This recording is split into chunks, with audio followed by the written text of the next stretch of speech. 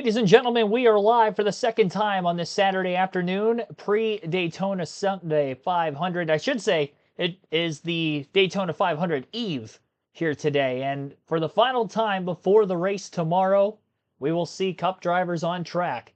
And it'll be the fourth consecutive day of Cup Series on-track activity at the Daytona International Speedway. Welcome, ladies and gentlemen, to our live commentary coverage of final practice for the Daytona 500 here on KRC. If you're wondering for visual purposes where to watch this practice session, it is currently airing on Fox Sports 2. Mike Joy, Kevin Harvick, Clint Boyer in the booth, and obviously I'm here as well, bringing you the action. 50 minutes. This is the third and final 50-minute practice session. Yesterday we had a 50-minute practice session, which ended up getting washed out in the back half of it. About 30 to 35 minutes of on-track activity took place. We saw 31 cars hit the racetrack. Fastest in that practice were some of the Chevys. William Byron topped the speed charts there. Obviously, the flashback to the dual races on Thursday night, Bubba Wallace and Austin Cindric were our two winners there. And Toyota had a pretty clean Wednesday as well. Along with Wallace winning his duel on Thursday, Denny Hamlin was fastest in the first 50-minute practice session on Wednesday afternoon to kickstart this weekend's event. And in the qualifications for the Daytona 500 on Wednesday night, it was his teammate Chase Briscoe in his new ride, the number 19 at Joe Gibbs Racing, qualifying on the pole for the 500. He will lead us to the start of the race tomorrow. But for today, in the next hour or so, we will have this stream for you. Ladies and gentlemen, welcome to, again, final practice coverage for the Daytona 500. Waiting for the raw feed to become existent on NASCAR.com as of right now. Practice hasn't begun yet, but it will begin within the next couple of minutes, and that'll become available. We'll have, obviously, all the statistical analysis available on screen at the ready. And I am ready for this one here today. I'm obviously ready for tomorrow. A wild ARCA race just ensued moments ago that we all watched on the channel. A wreckfest, to say the least, but still a feel-good story at the end of it with Butterbean Queen getting the win. Brendan Butterbean Queen in his ARCA Daytona debut, nonetheless, with the rookie stripes on the back of it and all, was able to survive the carnage, get the win, holding off a bad fast William Sawalich, who was closing in the final laps of the race, trying to get back to the lead after losing it with about 9 laps to go on the back straightaway. Great move by Queen to take the lead at that point in time, and he was able to hold on to the very finish. So again, 50 minutes of practice. I don't expect all 41 cars that are supposed to run the Daytona 500 tomorrow to hit the racetrack, especially considering we didn't even see all 40 cars on track yesterday. I would assume that the drivers who did not participate in practice yesterday will practice at some point today, along with several others. It seemed like the Fords were out there on the track in drafting pack longer than any of the other manufacturers, specifically the Penske and Front Row Motorsport Fords, which ended up logging in the most laps, 31 of them in that half-hour session. They probably would have had more laps than that had the mist not came and washed out about the last 15 minutes or so of that practice session. No weather is going to be disrupting this 50-minute session, so we will get all 50 minutes in, and I would imagine that we'll see more group practice like we saw yesterday.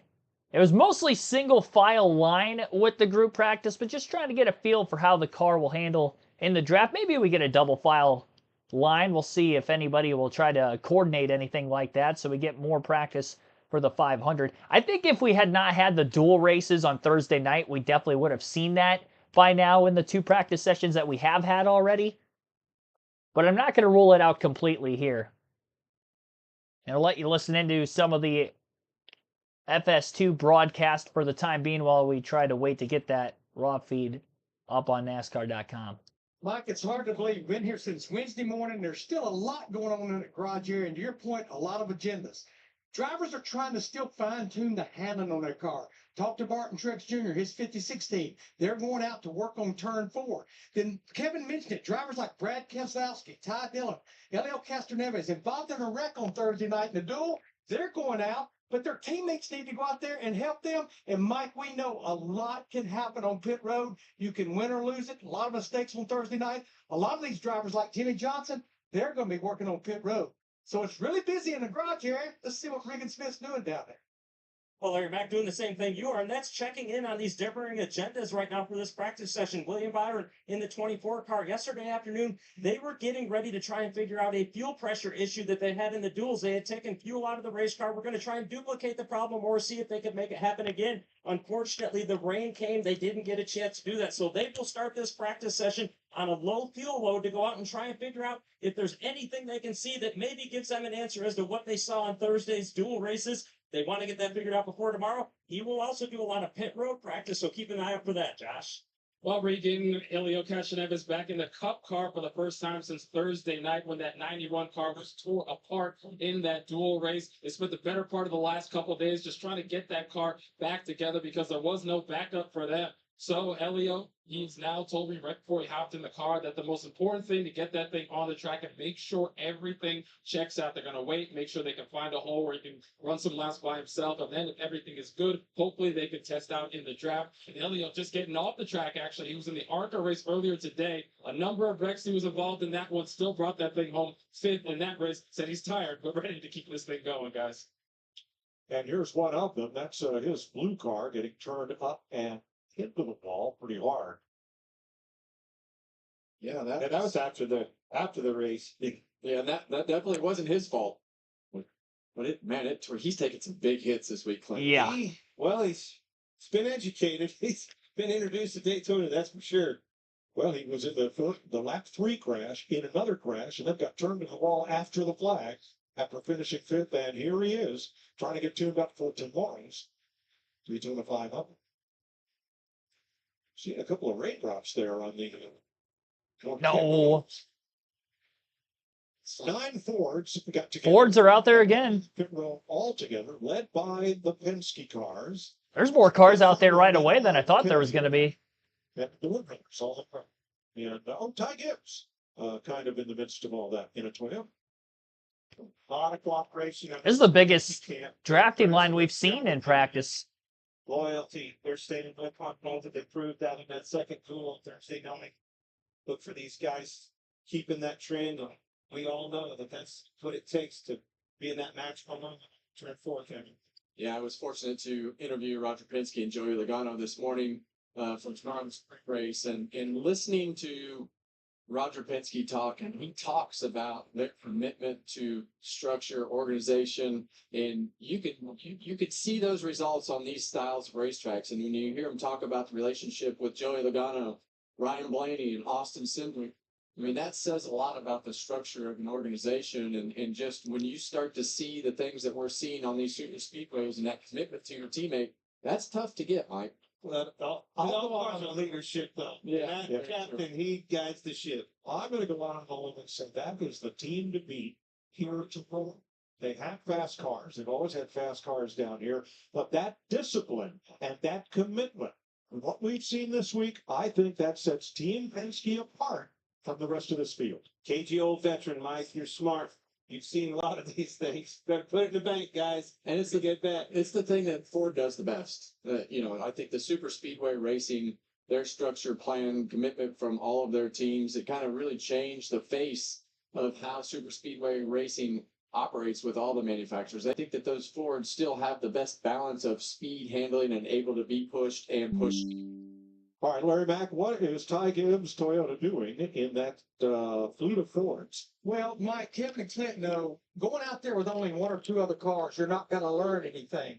All of his Joe Gibbs teammates stayed in the garage here. They're not running. The 32311 drivers, they're not running. That's the reason Ty Gibbs, as well as Martin Truex Jr. in the 56 at the back of this pack, they were forced to go out there with other mates if they truly wanted to learn what their car's driving like in the draft.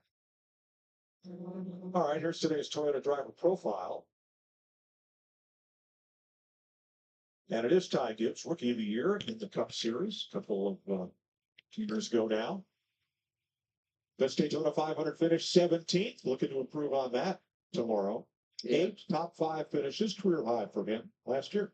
Yeah, one thing to think about is the sun's out here right now. We really haven't had a lot of time in the sunlight with the track temperature and the sunlight shining on it. So that's also another consideration, to have another play in your playbook, another data point that's really what these cars operate on, are data points. And then you go back and you have a conversation. You look at the data, you talk to the engineers, you talk to the driver, tell me how it's driving. Can you be pushed, not pushed, whatever those scenarios are. These are different conditions than what we've had. And, you know, we have a lot of different possibilities for tomorrow during the Daytona 500. Well, let's stay on that for a second. It's a balancing act, right? You take drag out of the car, it goes faster, the handling goes away. You need some handling, just like William Byron, we saw and heard him in that second duel where it needs to handle, has some downforce on it. We can put some downforce on it, but that's probably going to come at the expense of some drag and slow the car down. That balancing act is what all these teams do. So to your point, Kevin, when it's hot and slick like this, it's a good indication of what we need for a balance to be able to have a good grip and good speed, find that sweet spot in this race car. Scott Dixon in first onlooker here in Daytona at this final practice.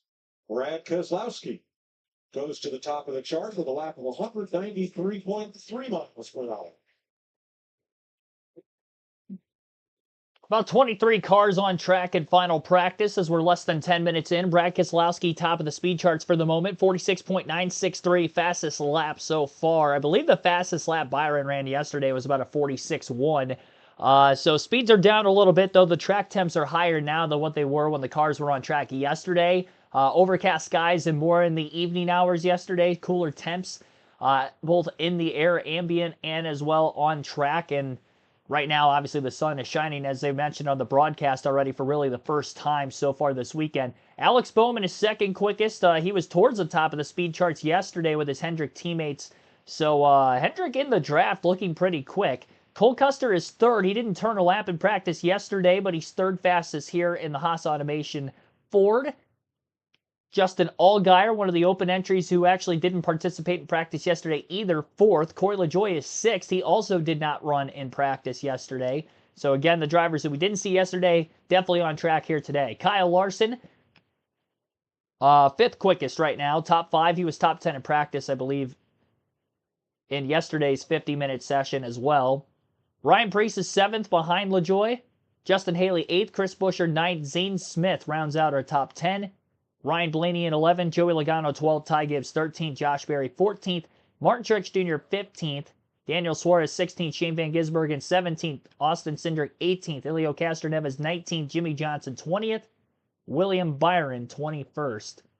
Though for Johnson and Byron, they're a couple seconds off the fastest lap. They just got on the track 2 laps ago, so they're trying to get caught up with the pack, or I should say let the pack catch them. Same for Castroneves and a few of these other names here at the bottom of the list. They just pulled out there. 8 laps ran for the drivers who have been out there the longest. And this is the biggest pack we've seen in practice so far through all 3 of our 50-minute sessions now. It looks like pretty much everybody that is on track of the 20-plus are all in this single file line, right on the double yellow line. We'll see if they move that up. We'll see if they get side by side at some point here before the 50 minutes are up.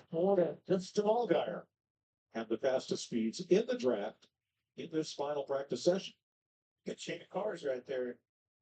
Nice tight group, good spacing. Yeah, it looks like about 15 cars based upon the scoring monitor. It's a big. Oh, the 40 had a moment. Almost a second difference from Allgaier got really loose. 15, so 14 cars. So it's you know, that's what you want though. You want to be able to know what your car has in the middle of the pack. You need to know leading, who's towing that line the fastest. There's so many things that you can run through to understand something better. Yeah, I think that's exactly what you see with Blaney right there. He bailed out. I've led this thing. I want to see. I'm either done or I want to see what it's doing back to the back of the pack. Allgaier, same thing. And this is actually kind of hard because if you slow down too much and you would still want to plan on being in, it's really hard to get back down and tag on to the end of the pack. Josh? Well, we're excited to have IndyCar on Fox this year for the first time. And speaking of IndyCar, I'm here with Scott Dixon over here with Legacy Motor Club, checking things out. So what do you got your eyes on out here? And you're a guy that's had some success here at Daytona as well, I know. Yeah, absolutely. It's kind of, I haven't been to the 500 probably for about 10 years, so it's nice to be back. And obviously we just ran the 24-hour here, but excited obviously with the partnership with Wops. But excited to see my good friend Jimmy. Does this give you the itch to want to hop over and hop one of these cars? Yeah, we were just talking about that, trying to work out how I can do my entry for next year. Well, there you go. Appreciate your time. Heard it here first. A lot going on over at Sebring. IndyCar Festival there. Trans Am, the Trans Am Hall of Fame will launch their next weekend. A nice display of historic cars. What a wheelman, Kevin. Yeah, I mean, he's just had an amazing career and just keeps going. It doesn't matter what he's in. That thing is at the front and winning. Be cool to see him here. He's in a lot better shape than you. How about you, old man? I've still got you covered. Literally out of here. I mean, I've got you covered. No problem. Out of here. That's right. Now you sound like a kid. So here's RFK. Chris Buescher, Ryan Preece, Brad Keselowski out there drafting together because Keselowski's car required a lot of repair, and he didn't get a chance to run yesterday, right?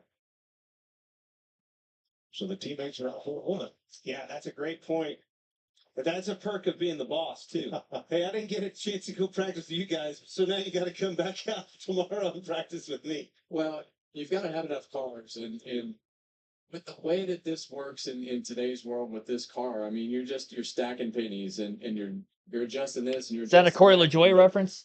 We talked about it during the commercial, but when that sun's out, the balance of the car could change a little bit, so that the balance between speed and downforce, and sometimes front downforce to rear downforce, you can move all that around if you really get down to the nuts and bolts of everything that's going on, and you might need something different. You saw me circle best finish of third.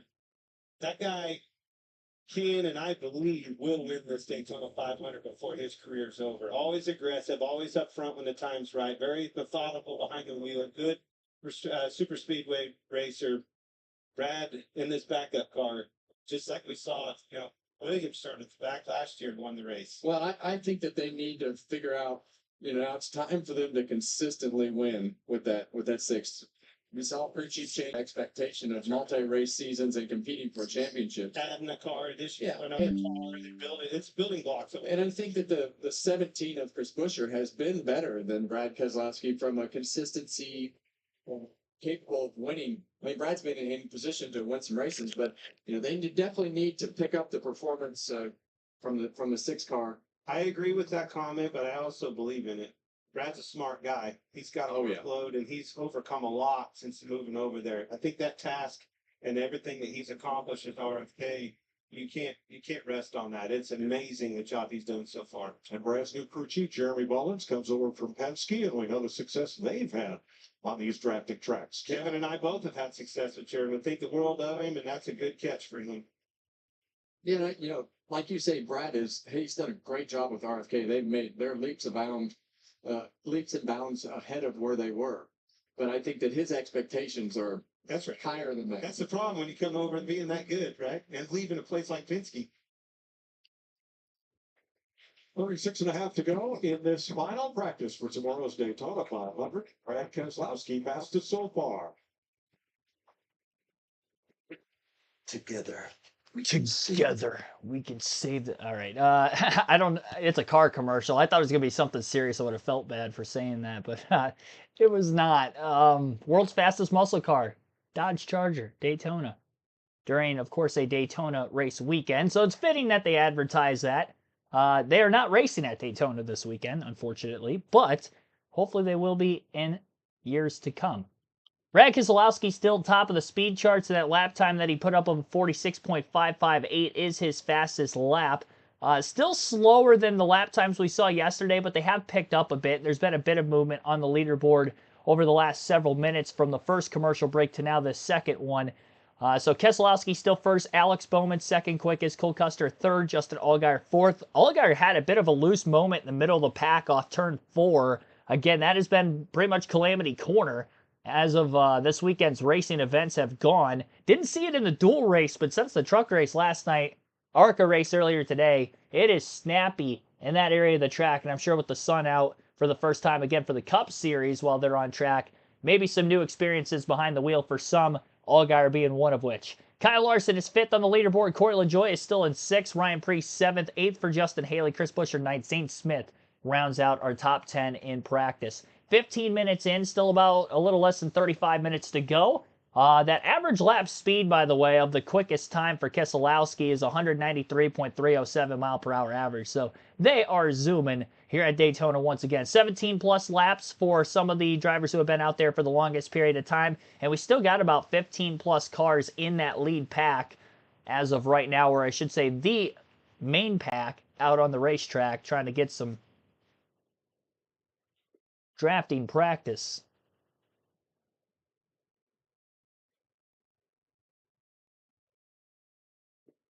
Cars sustainability efforts at Daytona include a recycling program which will divert roughly 80,000 pounds of food waste from landfills. They've also unveiled EV chargers at the track and announced that Chevrolet and Ford battery electric cars will join the NASCAR ABB EV prototype on track. There's the Chevrolet Blazer version on display in their area, along with a number of Daytona 500 winning cars. Regan? Well, Mike, just an update on the 40 car. Justin Allgaier, of course, Junior Motorsports making their first start, not only in the Cup Series, but in the Daytona 500 with him. They were one of those cars that did not practice yesterday. Actually had significant nose damage on the front of that car from his dual race. The first incident, the checkup that happened in that incident, he got contact with that. They opted to fix that yesterday. So far on the racetrack right now, told the team it feels good to him. Just a little bit of trouble getting the car to suck up to the car in front of him, meaning when he wants to go push the car in front of him, can't quite get there. And I can tell you, Dale Jr., as he has been all weekend long, still here in the garage area. Every time the garage is open, he's been right here with the guys up. He was the first guy to the door of that car when Justin came in after his last run. Justin Allgaier will start from the pole in the Xfinity race later today as they get their season started. There's Dale Jr. along with his sister Kelly and Rick Hendrick. JRM Motorsports. Now we're seeing drivers come onto pit road to practice pit road entry, stop, and exit. But Larry, there's a lot more to that than what the driver is doing. Yeah, Mike, and every time you think you've encountered everything, you encounter something new. A lot of drivers are working on the launch out of the pit box, because these engine tuners are tuning these engines differently now because of a lot of part throttle during a run in the race trying to save fuel. It's called mapping with fuel injection through the electronic control unit. And what that's done, it's made it where they're stalling the cars and leaving their pit box. So walking through the garage here this morning, that's a lot of what a lot of these drivers and teams want to work on, getting out of the pit box after a pit stop without stalling the race car. That's really interesting you say that, Larry. Glad that you brought that up. A great point, and it's something that we've caught a lot in those duels. A lot of people, including the experienced driver, stalling on the exit. Yeah, and really what you want to do on that pit launch, as we look at Ryan Preece's feet right here, what do you see here, Clint? First thing I notice is his heel's not on the floorboard. 500 miles is a long time to hold your foot up, Kev. Yeah, you see him lift off the throttle right there to get to the back, and now you see him tapping the brake instead of lifting the throttle. This is what we talk about. You have different strategies. I know he's trying to get to the back of this pack, but you see him touching the brake and keeping the throttle wide open just to slow the car down. But if I was watching this, and I might tell him this, but I would tell him that he needed to bring his pedal closer to him so his foot doesn't get tired. That looks exhausting. Yeah, that's why I was saying. There's two things I used to do. I used to really push on the sideboard a lot on my foot, but it does. In 500 miles, you got to remember, these guys are holding the thing flat to the floor. I'm sure he's done this before, so he's probably used to it. He's had some good runs in the 500. You see him catching that car in front of him, and that was a great shot to be able to show you how he just tapped the brake to knock a little bit of speed out of the car. And you want to keep your foot on the throttle and just to keep the RPM up and not break that strategy. There's another thing that I see here is the spring, obviously the spring, to keep him from dragging that brake, right? That's something that, as you're trying to avoid a problem, you always have your foot on the brake, but there's something that you just unconsciously don't realize is dragging the brake. Let me ask you. It does look like he's doing it a little bit. These cars, of course, you wanted to keep them wide open because of accelerator pumps and squirter jets and all that. You didn't want that airflow mixture to get confused being on and off the throttle. That's right. But with fuel injection, is it that important now? So back in the day, you wouldn't do that. They preach on us all the time, Kevin and I both at RCR. Before fuel injection, you'd run the car lean. Part throttle and run it lean and blow it up. Do not do that. Make sure you drag the brake or something. So back then, we drug the brake a lot. Now, because of fuel mapping and all those things, just like Larry was talking about, you can part throttle it, you can lift out of the gas. Ooh. Doesn't run the thing lean. They're pushing. Control that. Who is that? The Collie cars are pump drafting. AJ and Ty Dillon.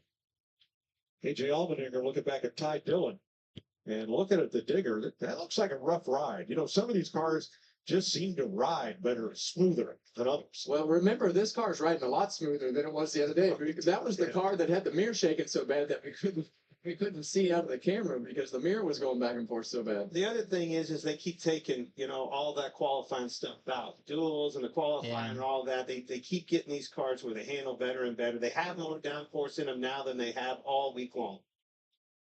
The other thing, you got to remember, those duels only had half the field on. When you get back out there with 40 cars out here, you need to have the downforce. Do not get surprised by that. And that's one thing that they're going to get surprised by a little bit, because when you put all 40 cars out there, that pack just gets faster and it gets more Yep. violent and it gets more congested, and it just makes it harder as everybody gets out there to get used to the speed of the pack. I said the plan. That's the plan. I Yeah. didn't say it would work. All right, here's Elio going back out on track. We have some radio after his last run. We'll let him look at it. 48's not ready yet. Oh, there was no need to look at it. It was just a steering position. I wasn't going for it. I just needed one more lap. That's all. Let me go around and go back. And the guy's right behind me. I didn't want to take a chance. Okay. I just wanted to make sure. We'll go down the Indian Road and wait then. I think he was saying he just wanted to index it, Kevin. I mean, that's what I took from it, but he's had a rough week. See it right there? In the duel, got caught up in somebody else's accident. Then the car went down to the apron, shot back up to the wall. Oh. And in the ARCA race, that was lap 3. That was later. And after he finished across the line and finished 5th.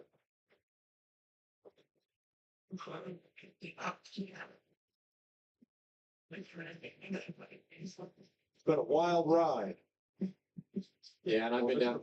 I've been down here a few times, as you see Elio's resume there of wins, championships, everything that we're doing. But this car is totally different than anything that he's ever driven.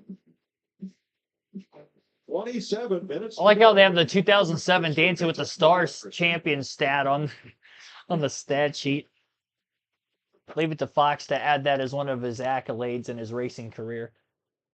I think it legitimately said racing statistics at the top of the screen, too. That's not really a racing stat, but like I said, leave it to Fox. All right, Brad Keselowski still quickest. No cautions over this session, by the way. We did have 2 debris cautions yesterday before the rain came. The 50-minute session on Wednesday morning, I do believe, also went caution-free, and we obviously had mostly single-car practice run at that point in time. This is all pack racing for the most part, or at least a single-file line. A lot of drivers just trying to get one last feel for how their cars are dialed in up to this point through everything that they have been on the track for. This is now the third 50-minute practice session, the 60-lap duels that they competed in on Thursday night, as well as qualifying for the Daytona 500. The cars definitely have felt different, I'm sure, from day to day to day to what they feel right now. And again, last chance before the Daytona 500 begins to prep this race car, get the best feeling for each of these drivers, and to optimize the most speed in the draft. The Fords look like, as an overall organization, the ones to beat, as Kevin Harvick stated, but I think Toyota is right there with them secretly because they've been able to do great things in the draft, even with limited car count compared to, say a Ford or a Chevy in their dual races. And, I mean, if it wasn't for the caution coming out early in the second dual race, less than 100 feet from the start-finish line, we could be talking about Toyota sweeping the weekend up to this point. Would have won both duels.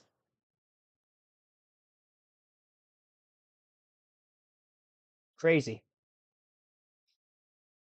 Shoutouts to Mark Jefferson, Mike G, Tim Brown, Wade, Ace Alshire, The Academy, Lester Troyer, and Jackson Robinson for tuning into this stream.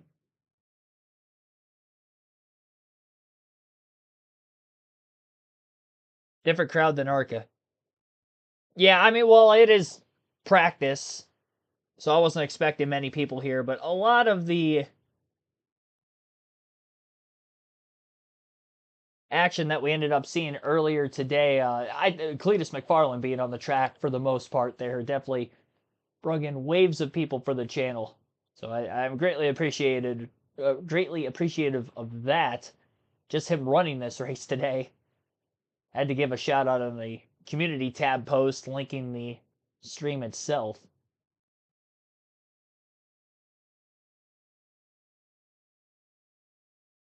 I will have highlights from that race posted on the channel with my commentary later tonight, like I did for the truck race finish yesterday. Excuse me. Also going to have that for the Xfinity Series race later, Daytona 500. I'm going to try to be consistent with that throughout the course of the season, trying to get the highlight videos up as soon as I can after the race.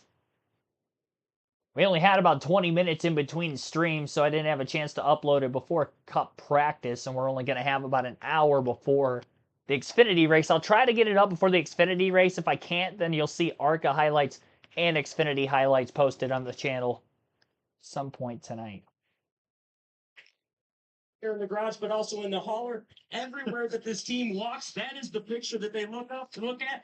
The Daytona 500, you don't need any more motivation, but these guys Janet Barker, got thanks more for motivation based. Janet Barker, you get your shout out too. Welcome to the stream. A Daytona 500 trophy. First car to the finish line, but the caution lights were on. Sunday? Yeah, I'd say they have all the motivation they need. All right, so here's the RFK Fords working their way to pit road. Like how they're staggered, giving each other room. Increase like a little fast. Be interesting if he made it down to pit road speed, but working together. That early pit stall, see Busher was an early stall, so he stayed on the inside. These guys are later down. You need to be on the outside. The cars pulling in and out of their boxes. And this is the important part right here. A lot of speed to be gained and lost right here. And you'll see a lot of guys give up time out of the pit box because you'll want to get the tires hooked up, launched, and then you got to shift to second gear, and you want to go right to that pit road speed, and then if you can get right to it or right over it, come right back to where you need to be. See him flipping the throttle, coming to pit road, adjusting as you go over the you'll modulate that brake pedal as you go over the bumps. And then you try to get your foot exactly in the right spot to hold that RPM steady as you go down pit road. Now watch him roll into the box. Now you're going to have to, he may not do it here, but eventually you have to put it in gear as the guys come around the car and you have to heel toes. He's not going to do it. That would be like a filling it for fuel nuts. Well, old buddy, What? leave him in gear in today's result. You still got a heel toe to keep the car from rolling off. Once you stop, yeah, you're right. Yeah, so you'll leave it in gear now because you just don't want to get. At least that's what I did. Right. Left The point is you can't. You got to have. You only have. You got to have something on the brake pedal or three, off you the have jack. three pedals. You have 3 pedals and 2 feet. Exactly what you're saying. And everybody had a little different strategy to that and how they position their feet. If you're just that would be simulating like a green flag pit stop. Just take it Right. fuel only. What you're saying there. 5 cars continue to work on in a tight draft out there. 21 minutes still remain in practice. It's almost a half hour in. And that fast lap is still Brad Keselowski. Same lap that he had at the top of the speed charts before. I'm not sure exactly what lap he ran that lap time on, but it was relatively early in practice. And we haven't seen any movement on the leaderboard in the top 10 since then. There have been some drivers that have been out there since the first minute. Looks like both of the RFK Fords have been out there for that long. All 3 of them, I should say. Ryan Preece, Chris Buescher, and top of the speed charts, Brad Keselowski. 28 laps have been ran. And I would imagine they're going to go the full fuel run, which I don't think they'll be able to go the full 50 minutes on the fuel run, but they'll probably empty the tank out, then work their way to pit road, and they'll more than likely call it a day. They did just have practice pit stops between the 3 of them, so they're going to practice session here today to ensure that they're at their most prepped and most prepared for tomorrow's Daytona 500. And Brad actually just pulled to pit road because that last lap was a 131.283. I don't know if he practiced a pit stop again or if that might be it. It's definitely not a full fuel run, 28 laps. These Cup cars could go about 45 laps on a full tank of gas at the very most. Obviously pushing 100% like they probably were in practice and not really in the fuel saving mode like we may see in the race tomorrow, they could run more laps in tomorrow's race in one session and one fuel run than what we would see in an all-out practice session where everybody's as close to, if not 100% throttle in their line.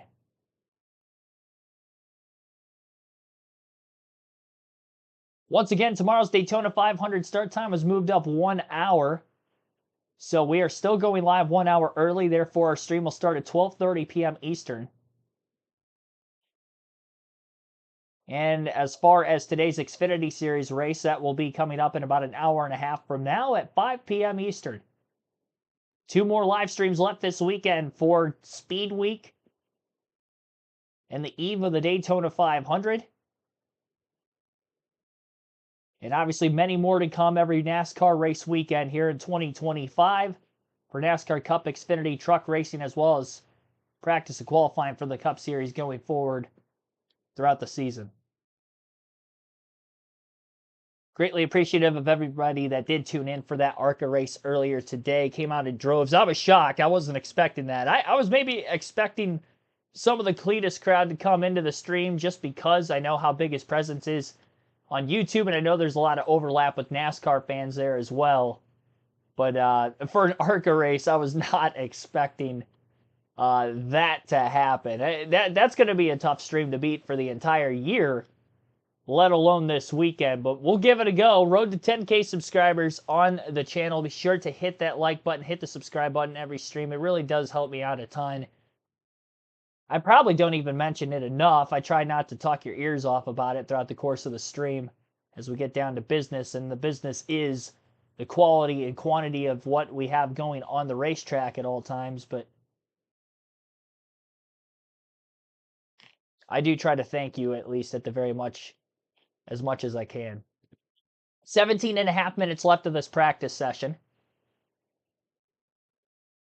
Currently on screen, they got a couple of Chevys, about 5 of them or so, in a pack. Kyle Larson giving some pretty aggressive bump drafts for a practice session, nonetheless, to the back of Elio Castroneves.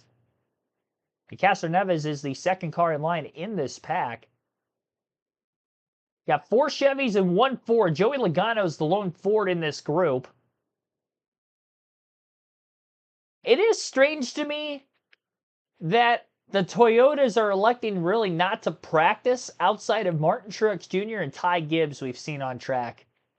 And I believe both of those drivers, although Truex I don't think is in a backup car, Ty Gibbs is. So that's probably why he's out there on the track. Got Ryan Blaney in the garage area, about to get an interview with him. Some worlds over here together. What do you think? It's crazy. We get to tackle blokes for a living. See how fast these guys drive. What is that, 180 miles an hour? Mate, no chance in the world. I'd rather tackle the biggest human alive. It's crazy. It's funny because I'd rather do this than tackle you. Now, it's easier. You might have to be my security guard tomorrow. You know, I'll probably help you change a few tires. I reckon get in there, get it around, but it'd be good fun. Good fun. Does it make you want to do a little rugby action and take somebody down? I mean, you guys get heated out there on the track, and I've heard you on the radio. Dude, I'm 5'9" with 140. I'm not taking many people down.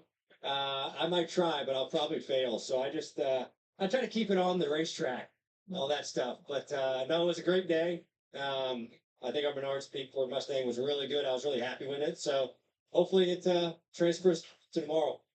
All right, well, appreciate both of you guys' time. Enjoy it. Thanks for having us. Appreciate it. Thanks. That's awesome. What a beast. Guy's 6'4", Kev. Have you in bad shape? Have you walked up and down pit road lately? Scott and I walked pit road during the ARCA race, and you can tell who the fuelers are. You can tell who the tire carriers are, because these are big guys that got recruited out of college or maybe out of high school, and they are athletes. They're not just, well, the biggest guy that helps us, he can be the fuel guy. That's the way it used to be. Now, these are trained athletes. They're used to the press of competition, and they're pros, and they're here in our sport on pit road doing it. The Blaney getup will be on full display for the Daytona 500 tomorrow, I can promise. I worked earlier today, so I'm just basically in the clothes I would have wore elsewhere. Try to, we have our sports day on Thursday, so I still had my, Daytona 500 getup basically that I'll be wearing tomorrow on Thursday. And you'll see that every NASCAR Cup Series Sunday for sure, and some of the other races throughout the season as well. But I just couldn't wear it today, and by the time I got off of work, I started the ARCA stream probably an hour after the fact, so picked up a little bit of overtime this weekend, so cramming that in between today and yesterday prior to the streams here this weekend. Still under green flag action, and we still have some cars on the track, nowhere near the amount that we had. We had about 20 cars, 15 to 20 cars in one giant single file line at one point. Definitely the largest pack that we have seen. 24 drivers have turned at least one lap.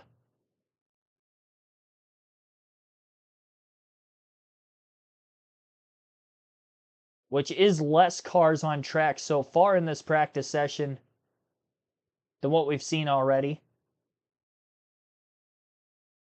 I'm personally not 100% sure that we're really going to see anybody else that hasn't hit the track yet in this practice session get on out onto the track. Yeah, 13 minutes left in our third and final practice session for the Daytona 500.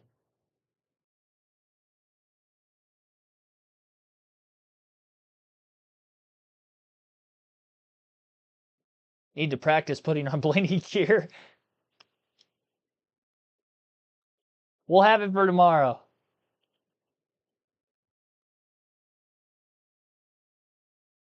We'll have it for tomorrow. I appreciate that you appreciate my Blaney getup, though. It takes one to know one. We'll take our lone ad break of this stream here while we're awaiting this commercial break currently airing on Fox Sports 2. Again, you're listening live to final practice for the Daytona 500. I don't know what's going on out there. Apologize for that. Good time to cut the break.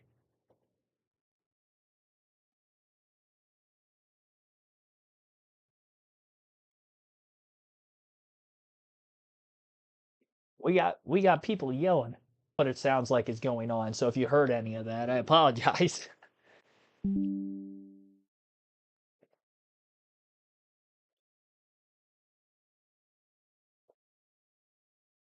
You know, honestly, the Toyota is having a lack of practice between shutting it down early yesterday and not being on track hardly at all today, outside of, again, Gibbs and Truex.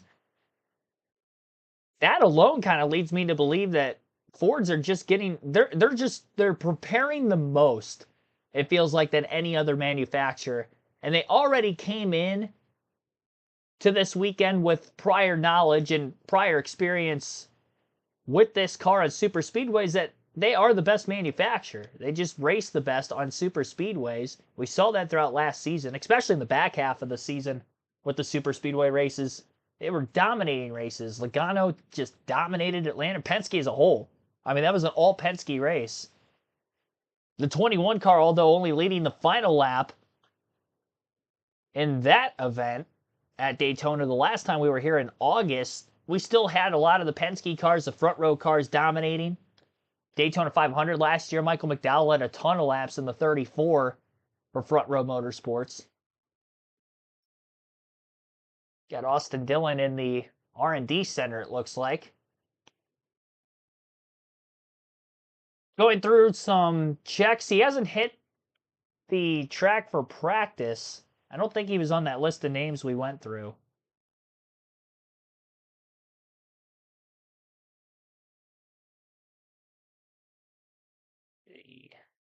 Yeah. Austin Dillon has not practiced. Ricky Stenhouse Jr. is also going through the scanning, optical scanning center. So modifications definitely being made to the car.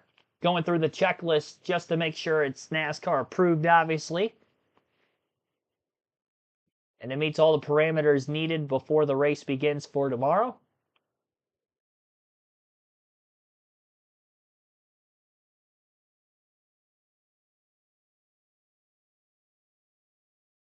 Last thing you want to do is do everything you did through qualifying and through the duels to set yourself up for your starting position, especially if you have a good starting position for the race tomorrow, and have to go straight to the back of the pack at the start of the race because of failing inspection.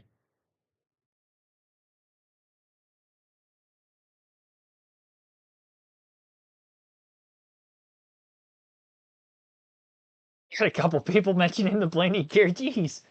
I didn't think I was going to get hounded in the stream for not having the Blaney gear. We'll have it on. We'll have it on at some point. You got to keep it business casual sometimes. You know, sometimes you just got to go with the sweater vest. It's cold here. We got, you know, ice storms going on all day. Got some snowstorms where I live here in Northwest Ohio coming through overnight tonight into tomorrow. Supposedly we're supposed to get 4 to 7 inches. We'll see how much I actually get, but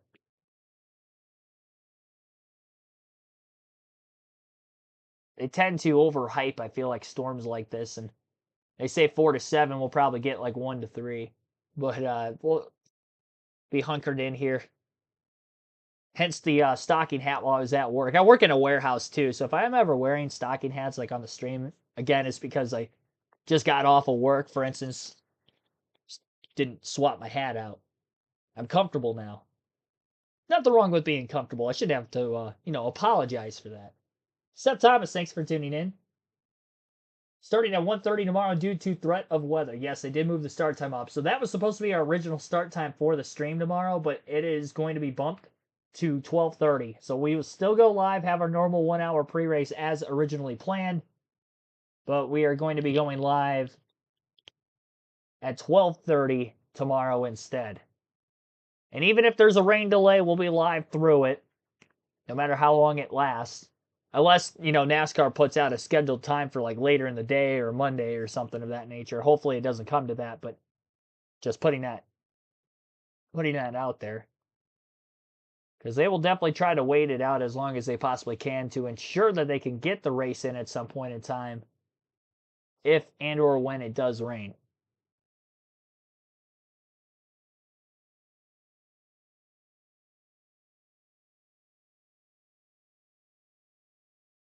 Interview with Kyle Larson in the garage area.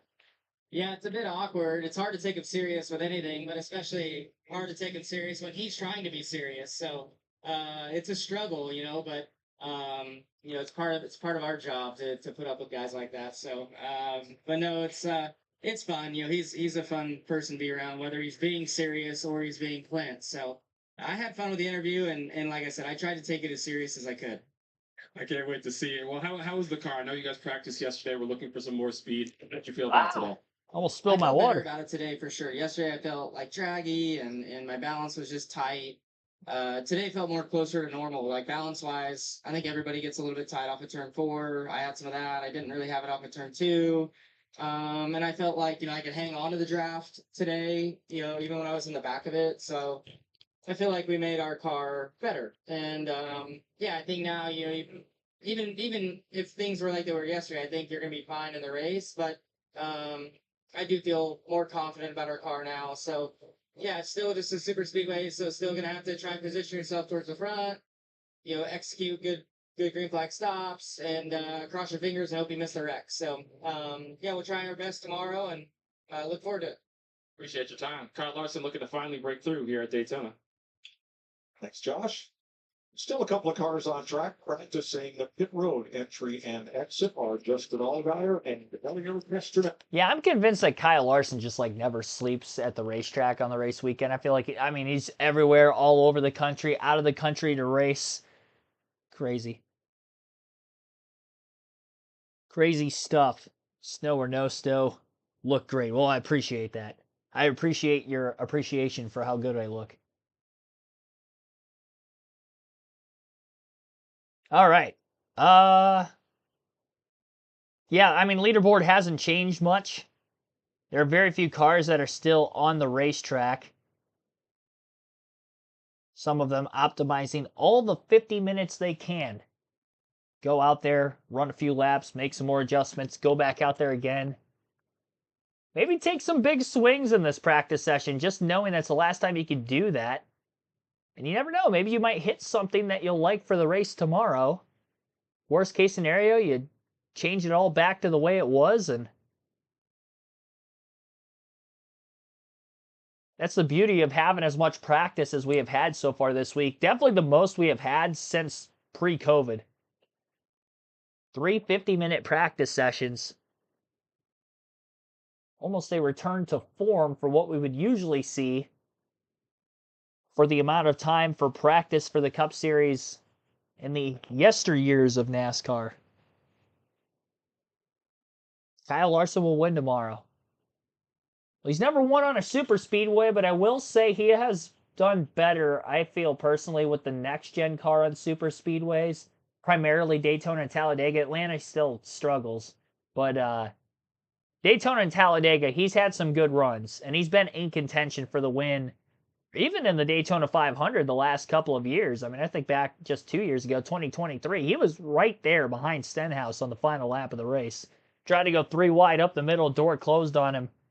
And if that move had pulled off, that would have been one of the most miraculous things I would have ever seen in the final lap of a Daytona 500, to go 3 wide up the middle. It was very reminiscent of how Dale Jr. did it in 2010 when he finished second behind McMurray. Just didn't quite make it through. Doing that in the middle of the corner was probably the difference there. Earnhardt kind of banged his way through on the straightaway. Just ran out of space. But yeah, you never know. He could. Hendrick has been looking good on speed charts, primarily in practice these last 2 days now. Let's get back to the garage and bring it Swift. Oh my, one of my favorite parts when we come down to Daytona International Speedway is the access that the fans get through the garage area to these race car drivers. Daniel Suarez over here signing a bunch of autographs for your amigos right now. Daniel, having a good time. What's everybody been saying to you over here? Yeah, Reagan. It's always fun to get to hang out with some good amigos here in Daytona. Obviously, a lot of excitement, a lot of energy for this race. Which is already Saturday, man. In less than 24 hours, we're gonna be digging. So the energy is slowly picking up, and I can't wait. Actually, next time we're gonna be driving this race car, it's gonna be in the Daytona 500. So super excited and ready to go. I can see the smile on your face when you talk about that. I know how excited you are. Your car, one of those that did not practice yesterday, of course, going to a backup car. You got about 11 laps in today. Was that enough with the backup car to understand what you need to for tomorrow? I think so. You know, everyone in track house, they work very hard. You know, unfortunately, we wrecked a lot of stuff on Thursday, and everyone went to work. We built 2 backups. We rebuilt 1 race car. All these guys, they really put a lot of hours the last 2 days. So very proud of these guys. Everyone in track house, Freeway Insurance, Chevrolet, for all the hard work, and the car feels as good as new. So I think we're gonna have something good for tomorrow. I think I need to let you go. The line's growing over here. You got more and more of your amigos showing up right now. Thank you, Reagan. See you guys tomorrow. Great guy, great attitude. Thought Daniel Suarez being in NASCAR. Won Atlanta last year, and we'll be going there a week from Sunday. The scene of his last win. Boy, was it. I can't wait. That was awesome. It's the first time I've actually seen you speechless. Remember that? I do. I can't believe it's been a year. And when you look back at that race and you listen and look at the video from that race, it's just one of those incredible finishes that you just say, what in the world just happened? 1 year ago, next week. Well, a lot happened. Yes, I do remember that. And here they come. Final lap. To the line. 3 abreast photo finish. Suarez by an inch or so. It's unbelievable how that panned out. How it played out getting into turn 3, you know, huge run by Kyle Busch. And honestly, from the angle that we were at, I was certain that Blaney won that race on the bottom. Nope. Well, I thought so too. And you look at that video, you'll notice in the very first segment there, the 99 car spin out. He was one of the wrecks. Yeah, that's right. But in the more than 75-year history of NASCAR, that was the closest 1-2-3 finish ever. And it's the subject of an FS1 documentary. Brad Keselowski fastest in final practice, back on his 5th of 28 laps. We'll come back, wrap things up, and look ahead to tomorrow. Yeah, 50 minutes of practice is up. That's why you see the caution on our screen on the top left there. It is because 50 minutes are done. So no more practice for the NASCAR Cup Series. They've gotten their 3 50-minute sessions. The 60-lap dual races on Thursday, single car qualifying as well Wednesday night, and it's all up for 500 miles to take home the trophy for the 67th running of the Daytona 500. We'll go through our results here of practice. Brad Keselowski, fastest overall. Alex Bowman, second. Cole Custer, third. Justin Allgaier, fourth. Kyle Larson, fifth. Corey LaJoie, sixth. Seventh for Ryan Preece. Justin Haley, eighth. Chris Buescher, ninth. Zane Smith, 10th. Ryan Blaney in 11th. 12th for Joey Logano. Ty Gibbs, 13th. Josh Berry, 14th. Martin Truex Jr., 15th. AJ Allmendinger, 16th. Ty Dillon, 17th. Daniel Suarez, 18th. Shane Van Gisbergen, 19th. Helio Castroneves, 20th. Austin Cindric, 21st. Jimmy Johnson, 22nd. William Byron, 23rd. And Cody Ware, 24th. So those are the only 24 cars that hit the track. We did have 17 cars that did not hit the track at all in this final practice session. So that's the results there. I do want to go over the starting lineup for tomorrow's race, as we didn't really get a chance to do that after the Daytona 500 dual races on Thursday. And the reason being is because that second race ended under caution, and NASCAR had not gotten done sorting out the finish when they went off the air. So I didn't want to spotlight the starting lineup at that point. So here it is on screen. We'll scroll down, obviously, and we do know the front row based off of how the qualifications went Wednesday night. Chase Briscoe, Austin Cindric will be on the front row for the Daytona 500. Again, the first time ever Toyota qualified on the pole here at Daytona for the 500, and that was the 19 of Briscoe getting the pole award. Austin Cindric started on the pole, won his duel in dual race number 2. Dual race number 1 winner, Bubba Wallace, will start inside of row 2. Eric Jones to the outside in that row. William Byron in the third row, inside lane. Outside of him, Chris Buescher. Ty Dillon, Denny Hamlin in row 4. Hamlin fastest in the first practice session this week. Ross Chastain, Joey Logano in row 5. Logano should be one of the favorites for the win tomorrow. Definitely the favorite of mine of the bigger names in the sport. Tyler Reddick, Corey LaJoie will make up row 6. LaJoie, of course, raced his way into the 500 with a top 10 in his dual race number 2 on Thursday night. AJ Allmendinger, Ty Gilliland make up row 7. Row 8 for Austin Dillon and Ryan Blaney. Blaney, a 2-time runner-up in the 500. Austin Dillon, the 2018 champion. Chase Elliott, John Hunter Nemechek in row number 9. Elliott, of course, a winner in the Clash. And his dad won the Clash in the Daytona 500 back in 1987. So we'll see if Chase Elliott can do that here this season in 2025. In row number 10, it'll be Justin Allgaier, Christopher Bell. Allgaier raced his way in to the Daytona 500 through dual race number 1. Cool to see JRM make their debut in the Cup Series, and he'll be fun to watch in the Xfinity race coming on later today as well. In row number 11 is Kyle Busch and Kyle Larson, the Kyle and Kyle Show, in the middle of the pack to start the 500. Ty Gibbs, Riley Herbst, the 2 Toyotas in row 12. Row 13 for Michael McDowell, Shane Van Gisbergen. Ryan Preece, Cody Ware in row 14. Row 15 for Josh Berry and Cole Custer. A lot of these cars starting at the back of the field here will be in backup cars as well, so that is worth noting.